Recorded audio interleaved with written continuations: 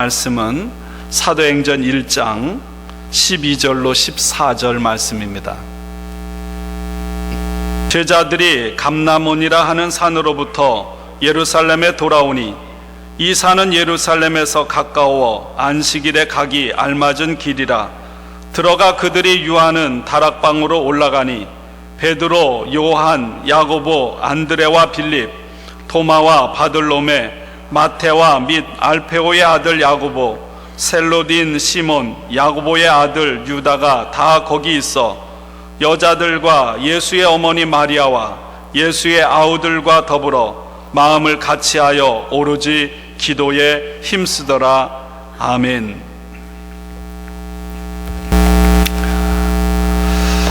주중에 UCLA의 병원에 유혜련 집사님 신방을 갔습니다.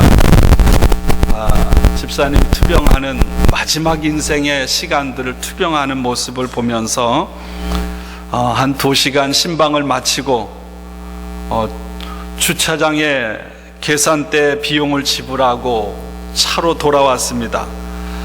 차에 시동을 켜는데 방전이 돼서 시동이 걸리지 않습니다.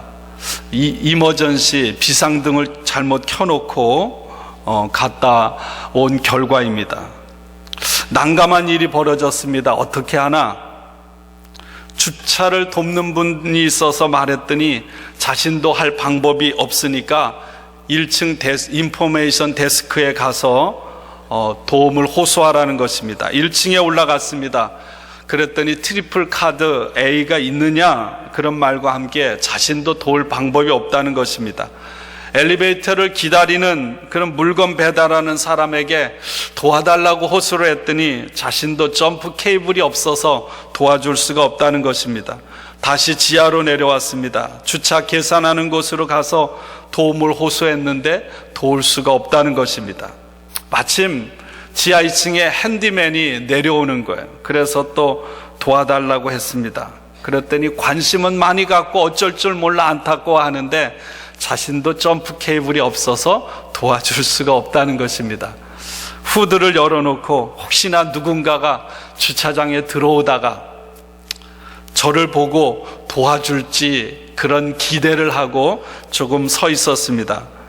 시간이 흐른 후에 어떤 두 남자가 자신의 픽업 트럭으로 걸어오길래 제가 상황 설명을 하면서 점프 케이블이 있느냐 그랬더니 있다고 자기가 도와주겠답니다. 그래서 그분들이 와서 점프 케이블 연결을 해서 시동을 켜자 곧바로 제 차도 시동이 켜졌습니다. 방전되었던 소리 좀 자동차 배터리가 다시 충전돼서 잘 작동되고 며칠 아무런 문제 없이 그렇게 잘 타고 다니고 있습니다. 제가 딱 시동이 안 틀리는 순간 당황하기보다는 그런 마음이 들더라고요. 하나님께 기도하면서 하나님 이런 일을 통해서 하나님 어떻게 일하실지 기대가 됩니다. 하나님이 어떤 방법으로 풀어가실는지 기대가 됩니다. 그러다 보니까 초조하거나 불편하거나 그런 것들이 하나도 없었습니다. 여러분, 제 차는 잘못해서 배터리가 방전돼서 차를 움직일 수 없었지만 다른 차를 통해서 점프 케이블을 연결했더니 다시 그 차가 시동이 틀어지고 움직일 수 있는 그런 차가 되었습니다. 여러분, 이것이 중요한 것 같아요. 2014년 교회 표어를 성령의 능력으로 다시 타오르는 교회, 주님께서 에베소 교회에게 주신 말씀입니다. 이 말씀을 통해서 너희는 처음 행위와 처음 사랑을 회복하라고 말씀하셨습니다. 여러분, 에베소 교회 지난주에 여러분들에게 전한 말씀을 잠깐 되풀이합니다. 사도 바울이 에베소 교회를 개척했습니다. 에베소 교회에 3년간 머물러 있으면서 말씀을 가르치고 두란노 서원을 통해서 말씀을 가르치고 사역을 했습니다. 수많은 사람들이 구원을 받았습니다. 하나님께서 사도 바울의 손을 통해 놀라운 능력이 나타나게 했습니다. 사람들이 사도 바울이 쓰는 손수건이나 앞치마를 가져다가 병자들에게 얹으며 병이 낫고 귀신이 떠나가는 역사가 일어났습니다. 예수님을 영접한 사람들에게 회개 역사가 일어났어요. 마술을 행하던 사람들이 가지고 있던 마술책을 예수를 믿고 나서 전부 가지고 나와서 사람들 앞에 불살라 없앴습니다. 예수 그리스도, 예수의 복음이 그 성과 그 성에 사는 모든 사람들을 뒤집어 놓은 것입니다. 이것이 예수 그리스도의 복음의 능력입니다. 사도행전 19장 20절에 주의 말씀이 힘이 있어 흥왕하여 세력을 얻었다고 말씀하고 있습니다. 그런데 여러분, 사도 바울이 이런 왕성한 사역을 한 12년이 지난 후에 사도 바울은 에베소 교회에 편지를 쓰고 자신의 영적인 아들 디모데를 보내서 그 교회를 다시 만지고 고치고 회복해야 할 필요가 생기는 상황에 이르렀다는 것입니다. 그리고 55년이 지난 후에 다시 한번 교회가 침체되어서 생명력을 잃어버렸고 껍데기만 남은 교회가 되었기 때문에 다시 한번 재활성화될 필요가 있었음을 오늘 사도 요한을 통해서 주님께서 요한계시록 2장에서 우리에게 말씀해 주고 있습니다. 요한계시록 2장 5절에 그러므로 어디에서 떨어졌는지를 생각하고 회개하여 처음 행위를 가지라. 처음 사랑을 회복하라는 것입니다. 왜 이전에 그렇게 왕성했던 교회가 생명력을 다 잃어버린 채 죽어있는 꺼져버린 불씨와 같은 그런 쇠퇴하는 교회, 망해져가는 그런 교회가 되었는가? 그리고 그 상황 속에서 어떻게 하면 이 교회가 다시 회복될 것인가에 대해서 예수님께서 말씀하신 것입니다. 제가 지난주에 3가지를 말씀드렸습니다. 첫 번째는 기억하라는 것입니다. 교회의 과거의 역사를 회고해 보라는 것입니다. 하나님께서 어떻게 우리 교회를 통해서 일하셨는지를 먼저 깨닫고 또 무엇으로 하여금 옛날에 교회가 영향력을 드러냈는지를 파악해 보라는 것입니다. 그래서 지나간 날들의 그 화려함과 영광을 지금 침체되어 있는 이 자리에서 다시 일어날 수 있는 자원으로 삼아 가라는 것입니다. 저는 한 주간을 보내면서 우리 교회 42년 역사를 보내면서 거쳐갔던 수많은 사람들을 생각하며 기도했습니다. 물론 제가 오기 훨씬 전부터 많은 분들의 수고와 헌신과 희생과 기도가 있었습니다. 교회가 어려움에 처했을 때는 섬김을 통해서 교회가 재도약하는 발판을 마련한 그런 사람들도 있었습니다. 그런 사람들이 다 기억이 나는 거예요. 그리고 언젠가는 그분들을 모아서 초청해서 감사하는 시간을 한번 가지면 참 좋겠다, 그런 생각을 했습니다. 두 번째로 주님께서 에베소 교회를 향해 회개하라고 말씀하셨습니다. 무엇으로 하여금 우리에게 이런 아픔을 가져왔는지를 돌아보고 회개하라는 것입니다. 특별히 목사, 지도자인 목사부터 회개하고 그리고 성도들로 하여금 회개하라는 것입니다. 무엇을 회개할까요? 우리의 잘못, 우리의 부끄러움을 회개하는 것입니다. 주님의 말씀을 따라 하나 되지 못했던 것을 회개하는 것입니다. 더 나아가서 나는 의롭다고 바리새인처럼 스스로를 그렇게 착각했던 교만까지도 하나님 앞에 회개하라는 것입니다. 제가 주중에 7년 만에 우리 김 목사님을 만났습니다. 우리 교회가 이곳에 와서 둘로 나누어지고 양쪽의 담임 목사로 갈등하고 다투던 당사자 둘이 만난 것입니다. 점심 식사를 하면서 서로 안부를 묻고 그동안 고생이 많았다고 위로하고 아픔을 나누었습니다. 마치 이전에 형님 동생 하던 시절로 돌아간 듯해서 너무나 기쁘고 너무나 감사했습니다. 그리고 그 형님이 앞으로 회복하는 일을 위해서라면 제가 할 수 있는 일을 다 하겠다고 그렇게 이야기하고 다짐했습니다. 여러분, 손바닥을 치면 소리가 납니다. 그러면 어느 한쪽 손바닥만 문제가 있어서 소리 나는 것이 아니라 양쪽 손바닥 모든 문제가 있기 때문에 소리가 나는 것입니다. 하나님은 우리에게 이렇게 말합니다. 내가 먼저 회개하라고, 그리고 하나 되라고 주님은 우리에게 명하십니다. 저는 한 주간 내내 또 기도하면서 장로님들을 많이 생각했습니다. 여러분, 일반 평신도와 달리 모든 면에서 충성하고 헌신하고 최선을 다해서 달려왔습니다. 지금도 교회의 무거운 짐을 여전히 짊어지고 마음 졸이고 기도하고 있습니다. 여러분들은 다 모르지만, 그런데 제가 기도하는 중에 장로님들에 대해서 너무 소홀했다고 하는 마음을 주님께서 강하게 주셨습니다. 때로는 회의를 하면서도 젊은 목사로부터 싫은 소리도 들어야 했고 얼마나 힘들었을까? 목사로 인해 장로님들은 행복할까? 왜 나에겐 이런 사랑이 없는가? 스스로 책망하기도 하면서도 진정으로 감사하고 오히려 장로님들을 위해서 기도했습니다. 교황 요한 바오로 1세는 33일 동안 교황으로 제위하다가 65세에 심장마비로 돌아가셨습니다. 33일. 그 짧은 기간이었음에도 불구하고 이분은 엄청나게 많은 영향력을 가톨릭뿐만 아니라 세상에 끼쳤습니다.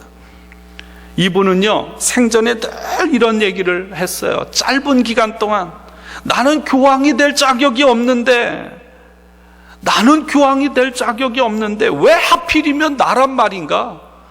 그러면서 앞에 있는 교황 요한 바오로 2세를 향해 나는 교황 될 자격이 없고 바로 당신이 교황 될 사람인데 왜 하필 내가 교황이 됐는가? 그리고 이분은 화려하고 장엄한 교황 대관식을 처음으로 거부하고 간단한 즉위 미사로 그렇게 바꾸었습니다. 전용 가마를 타기를 거부했고, 즉위식에서 교황은 3층으로 된 화려한 모자를 쓰는데 왕관과 같은, 종들의 종인 내가 그 모자를 쓰는 것은 너무 무겁다고 스스로 그것을 쓰기를 거부했습니다. 여러분, 그렇습니다. 우리 모두는 다 종이에요. 그리스도 예수의 종입니다. 여러분, 모든 교회의 문제는 가장 먼저 목사들에게 있습니다. 그렇죠? 목회자는 누구일까요? 종들의 종입니다. 그렇다면 주님께서 원하시는 우리의 모습은 스스로 우리가 권위를 내려놓고 힘없고 약한 사람들에게 가서 친구가 되어주고 함께 울고 함께 웃어주기를 주님은 원하시는 거예요. 그런 목회자가 되고 그런 장로님이 되고 그런 성도님들이 되는 것이 우리를 향하신 주님의 뜻이에요. 우리가 그렇게 살아가야 함에도 불구하고 그렇게 되지 못함을 우리는 늘 하나님 앞에 고백하며 용서를 구해야 할 것입니다. 세 번째, 처음 행위를 회복하라는 거예요. 처음 사랑을 회복하라는 것입니다. 여러분, 회복한다는 건 뭡니까? 활기를 다시 찾자는 거예요. 생명력을 다시 찾아서 건강한 교회를 만들어 가라는 것입니다. 처음 내가 예수님을 믿어 구원받았을 때 감격, 감사, 눈물을 회복하라는 것입니다. 여러분, 건강한 나무는 자라게 돼 있어요. 마찬가지로 교회가 건강하면 성장하게 되어 있습니다. 우리 교회 사무실 앞에 아주 가지가 멋있는 선인장이 한 좀 허리만큼은 안 되지만 그렇게 자라고 있어요. 제가 몇 년 전에 어느 집사님 댁에 신방 가서 그게 예뻐가지고 손가락 매듭 만큼 잘라가지고 왔습니다. 가느다란 거. 그걸 땅에 꽂아서 집에서 열심히 돌보다가 교회 갖다 놨더니 저렇게 커진 거예요. 그걸 볼 때마다 저는 새롭습니다. 저렇게 작은 거 하나 꺾어다가 꽂아놨는데 저런 무성하고 아름다운 화분이 된 거예요. 건강하면 자라게 돼 있습니다. 건강한데 성장하지 않는 것은 말이 안 되는 거예요. 여러분, 우리가 호흡하기 위해서는 산소가 필요합니다. 산소가 없으면 숨을 쉴 수가 없어요. 숨을 쉴 때 산소를 마시고 이산화탄소를 배출합니다. 식물은 어떨까요? 광합성 작용을 통해서 이산화탄소를 빨아들여서 산소를 내보내는 거예요. 여러분, 기도는 영적인 호흡입니다. 영적으로 호흡하기 위해서는 기도라고 하는 산소가 필요하다는 거예요. 기도라고 하는 산소가 없다면 우리가 아무리 노력하고 발버둥 쳐도 여러분 교회는 다시 불타오를 수가 없고 회복될 수 없다는 거예요. 우리의 끊임없는 기도가 우리의 영적인 그런 점화, 불꽃을 피우지 않으면 교회는 절대로 성장할 수가 없는 것입니다. 지난 금요일 1월 17일은 놀스리지 지진이 일어난 지 20년 되는 날이었습니다. 아시죠? 새벽 4시 30분 샌페르난도 밸리를 강타한 6.7 진도의 지진이었습니다. 지진이 시작된 곳을 우리는 진원지 또는 진앙이라고 합니다. 놀스리지 지역의 단층 지하 18km 지점에서 지진이 발생을 해서 20초 동안 계속됐습니다. 그것이 그 지역을 비롯한 LA 일대를 흔들어 놨고요. 엄청난 재산 피해와 더불어 근 60명의 사상자가 발생했습니다. 여러분, 초대교회의 강력한 성령의 역사의 진앙은 어디였을까? 마가의 다락방입니다. 에베소 교회는 사도 바울을 중심으로 세워진 두란노 서원의 말씀을 사역을 통해서 이루어졌다면 예루살렘 교회는 예루살렘 교회의 상상도 할 수 없는 부흥과 성장은 기도를 통해서 이루어진 것입니다.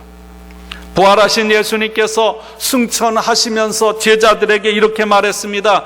내가 떠나면서 내가 약속한 성령이 너희에게 임할 것인데 너희들이 성령을 받고 세상에 나가서 증인의 사명을 감당하라고 예수님이 말씀하신 후에 하늘로 올라가셨습니다. 이 말씀을 들은 제자들은 예루살렘을 떠나지 않고 한 마음으로 같이 다락방에 모였습니다. 이렇게 120명이 모였는데 이들은 서로 생각도 다르고 기질도 다르고 환경도 다르고 각자 처한 상황과 형편도 다른 사람들이었습니다. 그러나 그들은 하나님 말씀 앞에 주님의 마지막 분부 앞에 하나가 되었어요.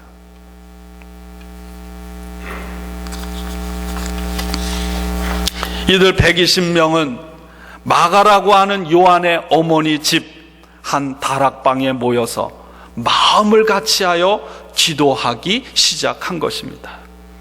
여러분, 이 집이 어떤 집일까요? 예수님께서 마지막 6월절에 제자들과 함께 마지막 만찬을 한 곳이 이 다락방이에요. 부활하신 예수님께서 제자들에게 모여있는 제자들에게 찾아와서 만나주신 곳이 이 다락방입니다. 베드로가 감옥에 갇혀서 죽음의 위기를 겪고 있을 때 성도들이 함께 모여서 합심해서 부르짖어 기도한 곳이 이 마가의 다락방이에요. 다른 말로 말하면 이 초대교회 예루살렘 교회가 시작되는 진앙은 바로 이 마가의 다락방이었다는 거예요. 여러분, 이 마가의 다락방에 이루어진 지진의 강도가 얼마쯤 됐겠어요? 10쯤 됐을래나요? 성령께서 강력하게 임하신 힘은, 이 마가의 다락방에 임한 힘은 가히 상상도 할 수 없을 만큼 엄청났습니다. 세계를 뒤집어 놨거든요. 12명의 이름이 알려진 제자들만 있는 게 아니에요. 여러분, 이름이 언급된 소수의 여자들만 있는 것도 아니었습니다. 여러분, 120명의 사람들 중에 거의 대부분은 이름을 알 수 없는, 이름이 없는 사람입니다. 이 사람들은요, 이름도 없이 빛도 없이 이 세상에 예수 그리스도의 핏값 위에 교회가 세워지는 일을 위해서 마음을 같이하고 기도에 힘썼던 사람입니다. 그렇습니다, 여러분. 교회는 소수의 힘 있는 사람을 통해서 세워지는 게 아니에요. 교회는 모든 성도들의 눈물과 섬김과 기도로 세워지는 것입니다. 바로 오늘 이 자리에 예배드리는 사랑하는 여러분, 한 사람 한 사람을 통해서 하나님께서는 저와 여러분들 한 사람 한 사람을 당신의 도구로 사용하셔서 오늘도 당신의 역사를 이루어 가심을 믿습니다. 여러분, 이 다락방에 모여든 사람들은요, 대단한 영향력을 가졌거나 존경을 받거나 권세를 가진 사람들이 아닙니다. 그렇지만 하나님은 그런 사람들을 주목하셨어요. 이름도 없고 대단한 힘도 없는 사람들이지만 하나님은 그 기도하는 사람, 마음을 같이해서 기도하는 사람들에게 기대를 거셨고요, 결국 이 사람들을 통해서 세상을 복음의 능력으로 뒤집어 놓은 줄로 믿습니다. 여러분, 이 120명의 사람들이 하루만 모여서 기도했을까? 얼마만큼 기도했을까? 예수님이 승천하시고 50일째 되는 날 이 마가의 다락방에 성령이 임했습니다. 그래서 어떤 분들은 그런 얘기를 하죠. 이 120명의 사람들은 50일 동안 쉬지 않고 주님의 능력을 구하며 부르짖어 기도했다는 것입니다. 그리고 바로 그날 주님께서 약속하신 성령이 이 120명에게 임했던 것입니다. 성령이 임하고 나서 베드로는 밖에 나가서 예수가 주님이라고 복음을 전하자 하루에 3,000명이 믿고 세례를 받았습니다. 이것이 초대교회 예루살렘 교회의 역사예요. 그런데 여러분, 우리의 삶에도 언제나 좋은 날만 있는 것이 아니라 언제나 위기가 있는 것처럼 초대교회 2, 3, 4, 5, 6장 쭉 읽어가면 계속되는 위기가 찾아옵니다. 가장 먼저 찾아온 위기는 초대교회 구제 문제로 인해 발생한 위기입니다. 예루살렘 교회가 기도로 세워졌습니다. 기도를 통해 강력한 성령의 역사로 예루살렘 교회가 세워졌어요. 근데 믿는 사람들이 늘어나기 시작하니까 사역이 막 늘어난 거예요. 사역이 다양화된 것입니다. 구제하고 선행하는 일이 필요했습니다. 여러분, 구제하고 선행하는 일이 문제가 아니에요. 봉사하고 구제하는 일 소중한 일입니다. 그런데 초대교회 문제는 뭡니까? 그 일이 기도하는 일보다 더 우선되었다는 거예요. 선교를 하고 구제를 하고 여러 가지 봉사를 하는 일, 교회가 마땅히 감당해야 될 사명입니다. 그러나 이 교회의 그 어떤 것도 기도의 사역보다 우선하는 것은 없다는 말씀입니다. 여러분, 교회가 왜 문제가 생길까요? 한 가지 이유 때문입니다. 기도가 멈추면, 그리고 기도의 불이 식거나 꺼지면 교회가 문제가 생기는 것입니다. 반면에 아무리 힘들고 어렵고 약해도요, 여러분, 교회가, 성도가 기도에 힘을 쓰고 있으면 반드시 성령의 능력을 통해서 새로워지고 다시 일어나게 되는 줄로 믿습니다. 교회뿐만 아니라 여러분 한 사람 한 사람의 삶 또한 마찬가지예요. 예루살렘 교회에 또 다른 위기가 찾아왔습니다. 이번에는 베드로와 요한이 성전에서 복음 전하다가 잡혀갔어요. 옥에 갇혔습니다. 언제 죽을지 모르는 위기 상황을 만났어요. 사내들인 의의 유대인들은 복음을 전하지 말라고 협박하고 강요했고 지도자를 감옥에 가둔 것입니다. 여러분, 이 위기를 만났을 때 여러분, 예루살렘 교회는 어떻게 했습니까? 사도행전 4장에 보면 모든 교인들이 한 마음으로 하나님 앞에 소리 높여 부르짖기 시작했다는 것입니다. 그리고 그들이 기도를 마치자 그곳에 모인 곳에 진동이 일어나고 모든 사람들이 성령이 충만해서 복음을 전하지 말라고 하는데도 불구하고 담대하게 하나님의 말씀을 사람들에게 전하기 시작한 것입니다. 여러분, 예루살렘 교회에 찾아온 이 치명적인 위기, 자신들이 가진 힘으로 감당할 수 없는 위기였지만 제자들과 그리스도인들은 그 위기를, 그 고난을 기도함으로 승리로 바꾸었습니다. 교회는 끊임없는 위기가 찾아옵니다. 그래서 생명력을 잃고 또 쇠퇴하기도 합니다. 그러나 위기를 넘어가고 꺼져버린 불씨를 다시 살리기 위해서는 우리가 깨어서 기도해야 하는 것입니다. 어떻게 기도했는가? 초대교회 교인들은 가장 먼저 하나님 이것 주십시오, 이렇게 해 주십시오, 그렇게 구하지 않았습니다. 가장 먼저 이들이 기도한 것이 있습니다. 하나님이 얼마나 위대하신 분인지를 찬양했습니다.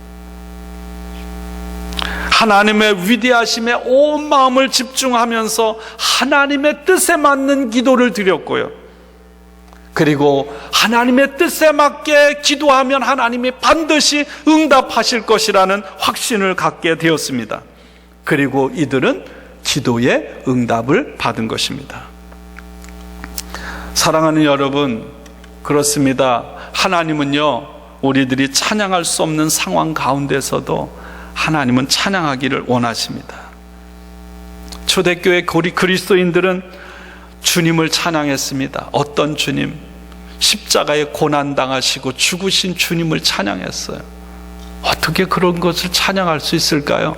좋은 일만 찬양해야지. 여러분, 교회 나쁜 일이나 어려운 일이 일어났을 때에도 이런 도전을 우리 앞에 주신 하나님께 감사하고, 오히려 이런 일로 인해서 더욱더 전적으로 하나님을 의지하고 하나님께서 반드시 선한 결과를 이끌어 주실 것이라고 하는 그런 믿음을 가지고 확신 가운데 그렇게 하나님을 찬양했습니다. 그리고 나서 비로소 하나님, 우리를 위협하는 대적들을 막아주시고 제거해 주십시오. 그 다음에 담대하게 어떤 상황 속에서도 하나님께서 나에게 맡겨주신 사명, 복음 전하는 사명을 감당하게 하옵소서. 마지막으로 이렇게 기도합니다. 내가 복음을 전하고 하나님 맡겨주신 사명을 감당할 때 하나님, 내 사역을 통해 하나님의 능력이, 병고침과 기적과 능력이 나타나게 하옵소서. 여러분들이 오늘 이후부터 기도할 때 이러한 기도할 수 있기를 주님의 이름으로 권면합니다. 성령의 능력으로 교회가 다시 불길처럼 회복이 되고, 우리 교회를 통해서, 우리 교회 안에서, 우리 사랑하는 성도들 안에서 하나님께서 어떤 일을 행하실지, 이런 모든 일들을 한번 생각해 보세요. 하나님께서 우리 가운데 오시면 어떤 일을 행하실지를 한번 그려보세요. 상상해 보세요. 생각해 보세요. 여러분의 삶 속에, 여러분의 가정에 하나님의 능력, 성령의 능력이 임하셔서 주님께서 여러분의 삶 가운데 함께 하셔서 하나님께서 하실 수 있는 일들을 한번 그려보세요. 하나님께서 이 안에 내 삶을 통해 내 가정에 어떤 일을 하실까? 그걸 한번 노트에 적어보세요. 하나님께서 교회에, 하나님께서 우리 여러분들 삶 속에, 여러분들의 가정에, 여러분들의 자녀들 가운데, 여러분들의 생업 가운데, 여러분 내가 상상할 수 있는 모든 축복을 적어놓고 그려보고 그 기도를 하나님 앞에 오늘부터 쉬지 않고 해보세요. 하나님은 에베소 3장에 있는 말씀처럼 우리가 구하는 것뿐만 아니라 우리가 구하지 않는 것에도 넉넉하게 후하도록 넘치게 응답하시는 하나님이심을 분명히 체험하게 될 줄로 믿습니다. 그분을 기대하고 하나님이 내 삶을 통해서 이 안에 어떻게 일하실까? 우리 교회를 통해 하나님은 어떻게 일해 나가실까? 기대되지 않습니까? 예수님께서 베드로에게 이렇게 말했습니다. 누가복음 22장에 시몬아 시몬아 보라, 사탄이 너희를 밀가부르듯 하려고 요구하였으나 그러나 내가 너희를 위하여 내 믿음이 떨어지지 않도록 기도하였노니 너는 돌이킨 후에 내 형제를 굳게 하라. 그리고 나서 예수님의 말씀처럼 다 굴기 전에 내가 나를 3번 부인하리라 이렇게 말씀했어요. 여러분, 예수님은 베드로가, 제자들이 자신을 배반하고 다 떠나버리고, 그러나 베드로가 다시 회개하고 돌아와서 제자들을 세우고 사람들을 세우고 교회를 세워서 사명을 감당할 것을 예수님은 다 아셨다는 거예요. 그런데 이렇게 말하죠. 주님 말씀에 따르면 사탄이 주님 앞에 와서 요구를 했다는 거예요. 주님 앞에 와서 기도를 한 거죠. 욥기에 보면 사탄이 동방의 의인인 욥을 쓰러뜨리기 위해서 하나님 앞에 오잖아요. 하나님, 제가 저 욥을 치겠습니다. 하나님이 뭐라고 합니까? 목숨만은 건드리지 말라. 하나님도 나름대로 자신이 있었던 거예요. 그것처럼 사탄이 주님 앞에 요구를 한 거예요. 여러분, 사탄은 오늘도요, 베드로뿐만 아니라 모든 믿는 사람들을 오늘도 넘어뜨리려고 혈안이 되어 있습니다. 사탄의 계획대로 베드로 무너졌어요. 제자들 다 무너졌습니다. 가룟 유다는 예수를 배반하고 팔아 넘겼어요. 그런데 베드로는 나중에 회개하고 돌아왔습니다. 다른 제자들 회개하고 돌아왔어요. 오히려 더 위대한 주님의 일꾼이 되었습니다. 어떻게? 예수님께서 베드로를 위해서 기도하셨기 때문에. 오늘도 사탄은 우는 사자처럼 교회를 공격하고요, 저와 여러분들을 공격합니다. 우리가 살아남을 수 있는 비결은 오직 하나, 주님이 오늘도 나를 위해, 교회를 위해 기도하고 계시다는 거예요. 더불어 우리가 할 일이 있습니다. 우리도 주님처럼 교회를 위해, 성도를 위해, 목회자를 위해, 서로를 위해서 중보기도 하는 것입니다. 중보기도 할 때 이렇게 하라는 것입니다. 어떻게 해야 중보기도인가? 여러분, 주일 1부 예배, 2부 예배 사이에 중보기도 팀이 기도하거든요. 그런 기도 중요하고, 또 그렇게 할 수 없는 분은 여러분 하루에 3끼 밥 먹을 때 식사기도 하시죠? 식사기도 안 하시는 분 없겠죠? 식사기도 할 때 하나님께 감사하고, 그리고 음식을 먹는 것처럼 그 식사기도 할 때 아주 짧게라도 영적으로 지도하는 목회자를 위해서, 교회를 위해서 기도하라는 거예요. 그러면 하루에 최소한 3번 전 교인이 목회자를 위해, 교회를 위해서 기도하게 된다는 거예요. 이게 중보 기도예요.